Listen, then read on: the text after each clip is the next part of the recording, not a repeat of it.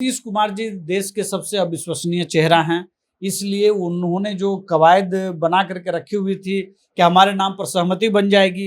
Even Lalu ji भी उनके नाम पर सहमत नहीं है। उन्होंने जो कल 16 मिनट का भाषण दिया है उसमें भी वो ये बातें तय हो गई कि वो किसी और को नेता बनाने के लिए तैयार है। 1996 में हैदराबाद हाउस में प्रधानमंत्री तय करने के लिए संयुक्त मोर्चा की बैठक हो रही थी और सहमति बन गई थी मुलायम सिंह यादव के नाम पर, लेकिन लालू जी संकट में पड़ गए। लालू जी को ये लगा कि कहीं ये मुलायम सिंह यादव देश के राजनीति में कहीं ऊपर चले गए तो हमारी राजनीति संकट में पड़ जाएगी। इंडिया गठबंधन है, दरअसल ये उनके अहंकार और भ्रष्टाचार के को से बचने के लिए ये गठबंधन है, इसीलिए हम लोग इसको घमंडिया कह। लालू जी का एजेंडा सिंगल एजेंडा है। उस वक्त भी ये था कि हमारे नेतृत्व में कोई चुनौती ना दें, मुलायम सिंह आ गए तो हमारे नेतृत्व को चुनौती मिलेगी। आज उनके सामने ये चुनौती है कि अगर तेजस्वी जी मुख्यमंत्री जल्दी से जल्दी नहीं बनते हैं तो उनकी राजनीति को संकट है। ठीक है, ये डर लालू जी को हर दिन सता रहा है। क्या केजरीवाल जी को राहुल गांधी नेता मानेंगे दिल्ली में? क्या भगवंत मान को दिल्ली में पंजाब में नेता मान लेगी कांग्रेस?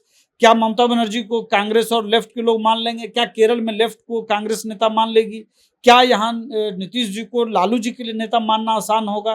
क्या तेजस्वी जी को नेता मानना नीतीश कुमार जी की पार्टी के लिए आसान होगा, उनके कार्यकर्ताओं के लिए आसान होगा? कि दिल्ली में आज की तारीख में 85-86 रुपये डीजल बिक रहा है, आपके यहाँ 94-95 रुपये बिक रहा है। वहां पेट्रोल 90 रुपये से नीचे बिक रहा है, आपके यहाँ 105, 6, 8 रुपये में बिक रहा है। तो ये किस गठबंधन के आने से ये घटेगा? ये एनडीए गठबंधन के आने से घटेगा। मुंबई में जो है इंडिया की तीसरी बैठक हो गई है और वहां पे संयोजक भी फिक्स नहीं किए गए हैं और दुल्हा भी तय नहीं हुआ है। अभी हमारे साथ बात करने के लिए आरएलजेडी के प्रदेश प्रवक्ता राहुल जी हैं। दुल्हा तय नहीं हुआ, नीतीश कुमार आ गए हैं बैठक के बाद पार्टी। देखिए, नीतीश कुमार जी देश के सबसे अविश्वसनीय चेहरा हैं, इसलिए उन्होंने जो कवायद बना करके रखी हुई थी कि हमारे नाम पर सहमति बन जाएगी। इवन लालू जी भी उनके नाम पर सहमत नहीं है। उन्होंने जो कल 16 मिनट का भाषण दिया है उसमें भी वो ये बातें तय हो गई कि वो किसी और को नेता बनाने के लिए तैयार है। राहुल गांधी जी को लेकर के उनका जो प्रेम उमड़ता रहता है हर बैठक में, पटना में भी और वहाँ भी, ये तो है। लेकिन साथ में लालू जी की एक और कहानी है। इतिहास के गर्त में जाना बहुत जरूरी है। इतिहास ये बता रहा है 1996 में हैदराबाद हाउस में प्रधानमंत्री तय करने के लिए संयुक्त मोर्चा की बैठक हो रही थी और सहमति बन गई थी मुलायम सिंह यादव के नाम पर, लेकिन लालू जी संकट में पड़ गए। लालू जी को ये लगा कि कहीं ये मुलायम सिंह यादव देश के राजनीति में कहीं ऊपर चले गए तो हमारी राजनीति संकट में पड़ जाएगी। वही लालू जी तब उन्होंने वीटो लगा दिया कि किसी भी कीमत पर मैं एबीसीडी किसी को स्वीकार कर लूंगा, लेकिन मुलायम सिंह यादव को मैं स्वीकार नहीं करूंगा। ये कितना सेल्फिश राजनीति करते हैं, मैं ये घटना सुना रहा हूं। और तब एक अनजाने से चेहरे एचडी देवगौड़ा जी का नाम सामने आया और उस बैठक में ज्यादातर लोग उस नाम से अनभिज्ञ थे, परिचित नहीं थे, लेकिन लालू जी के दबाव में उनको स्वीकार किया गया। अच्छा थे बुरा थे उस पर मैं बहस नहीं कर रहा हूँ। तो मुंबई में इसी बात की पुनरावृत्ति होती, अगर किसी एक व्यक्ति को संयोजक बनाने पर सहमति बनने की बात आती तो कहीं ना कहीं लालू जी या उस तरह के जो चाल चलने वाले लोग हैं राजनीति में, जो माहिर खिलाड़ी हैं, किसी को स्वीकार नहीं करने वाले, वो बिल्कुल संयोजक पर अड़ जाते। और इसी से बचने के लिए इंडिया ने सिर्फ कमेटी की घोषणा की और उस कमेटी में ज्यादातर नाम पार्टी के दूसरे या तीसरे दर्जे के नेता हैं। समाजवादी पार्टी की तरफ से जो जावेद अली खान है वो नंबर 10 में भी नहीं आते होंगे।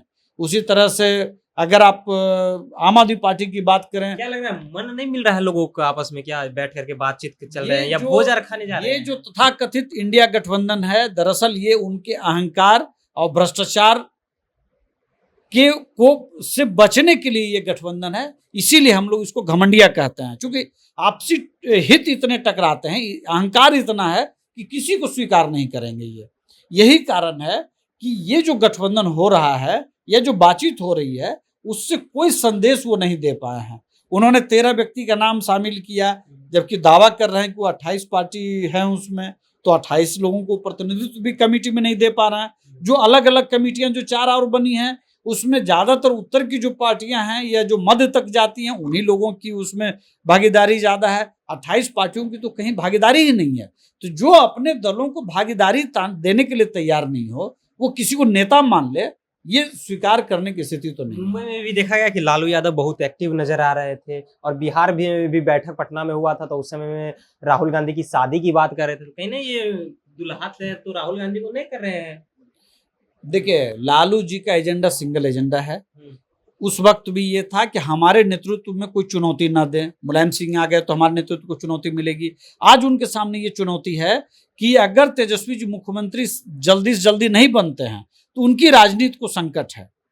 ठीक है, ये डर लालू जी को हर दिन सता रहा है, और यही कारण है कि जब 1 साल पहले ये गठबंधन में गए थे तो ये डील था कि उनको मुख्यमंत्री बनाना और ये केंद्र की राजनीति में जाएंगे।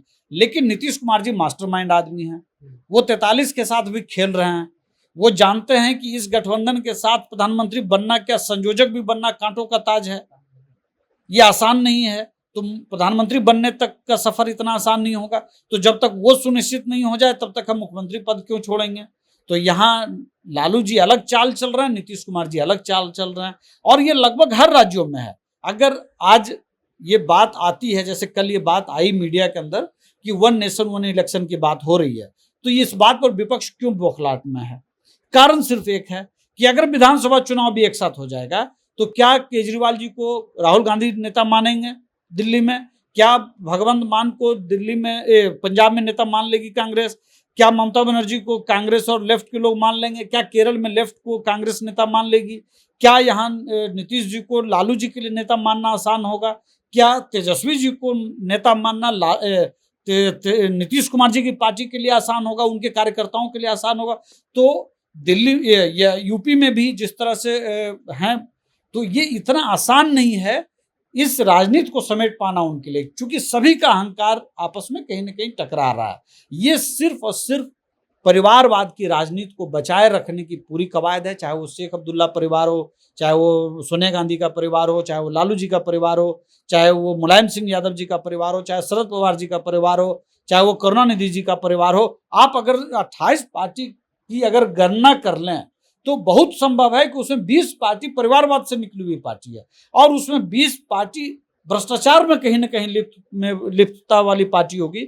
ये वंशवाद और भ्रष्टाचार से अर्जित धन को बचाने की ये पूरी कवायद है, और जनता के बीच में एक भ्रम फैलाने की कोशिश है। अगर अभी जब 200 रुपये के गैस का दाम घटा तो कहा कि भाई अभी तो 2 ही बैठक हुई है, गैस का दाम घट गया। माननीय नीतीश कुमार जी, माननीय लालू जी, माननीय तेजस्वी जी से मैं आग्रह करना चाहता हूं कि दिल्ली में आज की तारीख में 85-86 रुपये डीजल बिक रहा है, आपके यहाँ 94-95 रुपये बिक रहा है। वहां पेट्रोल 90 रुपये से नीचे बिक रहा है, आपके यहाँ 105, 6, 8 रुपये में बिक रहा है। तो ये किस गठबंधन के आने से ये घटेगा? ये एनडीए गठबंधन के आने से घटेगा। ये जो बिहार की जनता पर ये जो भारी भरकम बैट लगा करके जो वसूली हो रही है, उसको कम करने में इतनी बेशर्मी क्यों दिखा रही है ये सरकार? सीधी बात है, कहीं ना कहीं नीतीश कुमार जी और तेजस्वी जी के अपने अहंकार हैं, और लालू जी ज्यादा करीब हैं नीतीश जी की तुलना में राहुल गांधी परिवार के। उसकी वजह सिर्फ यह है कि नीतीश कुमार जी अविश्वसनीय चेहरा भी है। क्या लगता है तीसरी बैठक हो गई है, अभी तक चेहरा नहीं तय किया गया है कि कौन बनेंगे प्रधानमंत्री के चेहरे, तो क्या लगता है ये लोग बैठक लगातार करते जाएंगे लेकिन फाइनल नहीं होने वाला है क्या? नहीं, देखिए क्या है ना, जो हैदराबाद वाली घटना हमने सुनाई अभी आपसे जो बातचीत में, वो प्रकरण बहुत महत्वपूर्ण है विपक्ष की राजनीति के लिए। जिस दिन ये किसी एक व्यक्ति के नाम पे, संयोजक के नाम पे मुहर लगाएंगे, या एक व्यक्ति को प्रधानमंत्री पद घोषित कर देंगे, जैसे एनडीए गठबंधन से बहुत क्लियर है कि माननीय नरेंद्र मोदी जी एक्सेप्टेबल हैं, 80% जनता देश की उनको चाहती है कि दोबारा प्रधानमंत्री बने। दुनिया के स्तर पर भी उनका नाम है, चाहे चंद्रयान का मामला हो, या आज ही जिस तरह से सूर्य को लेकर के प्रयोग करने के लिए जो चीजें हुई हैं, तो देश आगे बढ़ रहा है।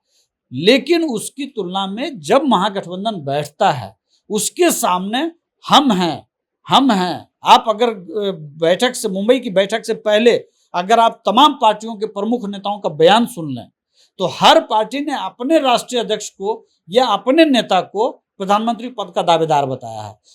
हर पार्टी ने अपने नेता को प्रधानमंत्री का दावेदार बताया। जितनी पार्टी में यानी इंडिया में गई है, इंडिया के जो गठबंधन बना है उसमें जो भी चेहरे हैं सभी एक से एक चेहरे प्रधानमंत्री के बताए जा रहे हैं। कभी कहा जा रहा है कि हम चेहरे हैं, तो कभी पार्टी बताया जा रहा है कि हमारे नेता चेहरे हैं जो प्रधानमंत्री के चेहरे हो सकते हैं। तो इस मुद्दे पे, तमाम मुद्दे पर अभी राहुल जी का आपने बयान सुन रहा था, तो इसमें आपकी क्या है कमेंट में जरूर बताएं। आप देख रहे थे जनता जंक्शन, मेरा नाम ऋषि है।